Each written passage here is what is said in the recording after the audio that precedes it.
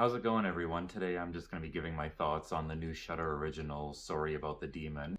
Written and directed by Emily Hagins, it's a horror comedy about a young guy in his late 20s named Will, who breaks up with his girlfriend, is kind of lacking direction in his life at the moment, and ends up moving into a rental that, unbeknownst to him, is inhabited by a demon. And this demon requires a sacrifice. And the tip off that this is a horror comedy with the emphasis on comedy is the fact that the family that's renting the place to Will essentially is treating this whole thing the way that most of us would treat a bad infestation in our house. Like, the dad is just sort of like, oh damn it, a demon that wants to sacrifice my little girl? Oh man, what a pain in the ass. In terms of its tone and dialogue, this movie very often reflects the sensibilities of a sitcom, but without ever feeling snarky or cynical, I have to say. Like, this is a refreshingly earnest horror comedy. You never really catch anybody winking at the camera too hard, and while it does sometimes feel like you're watching a sitcom with the laugh track turned off, the jokes are paced out enough and just sort of like reined in enough that it doesn't ever sort of become overwhelming or like grating. It's not always trying to be just zinger, zinger, zinger, zinger, zinger like you get in a sitcom. There is actually a little bit of substance to the dialogue here and there. This movie manages a tricky feat of giving us characters who do essentially feel grounded and realistic in a lot of ways. I mean, if nothing else, it's very refreshing to see a romance of sorts that is explored between two people who are not impossibly attractive or impossibly perfect at what they do. The movie is definitely playing in broad comic strokes, but the characters still feel human.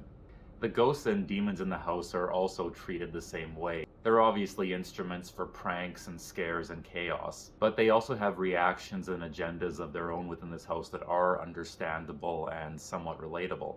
And it always feels like a gift to me when I get a demonic possession movie where there are actually clearly defined limits and rules to the powers that the ghosts and demons have. And what might make this actually a good gateway horror movie is that it manages to be creative and resourceful with its scares without ever really using any major gore or violence. And director Emily Hagins and her cinematographer are always very smart about knowing just where to place the camera when something goes boo for maximum effect. There's times where the movie almost resembles a tamer, less raunchy version of Evil Dead.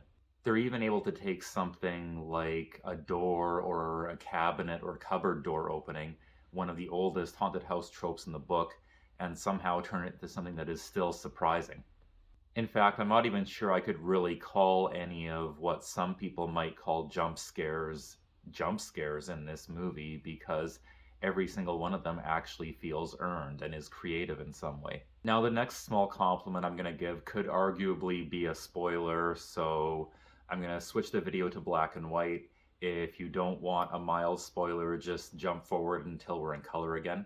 Here we go. As much as I'm not a prude and I generally have a strong stomach as a viewer for violence and things like that, it is also sometimes refreshing to find a movie where none of the characters actually die. Now, my only real criticisms of this movie are that sometimes the tone does seem to waver just a little bit. There were one or two sequences where I wasn't sure if I was supposed to be laughing or actually taking it a little more seriously. And at almost 2 hours, it does feel just a little bit long for what they're going for. I think a 90-minute running time would have suited this kind of a movie a little bit better. There is a sequence in the middle that, while it is very well intentioned, does slow things down just a bit too much for my taste, and I think if you had shaved off the majority of that sequence, it would have tightened up the proceedings very nicely. But the movie never comes off as full of itself, even in unnecessary moments like that.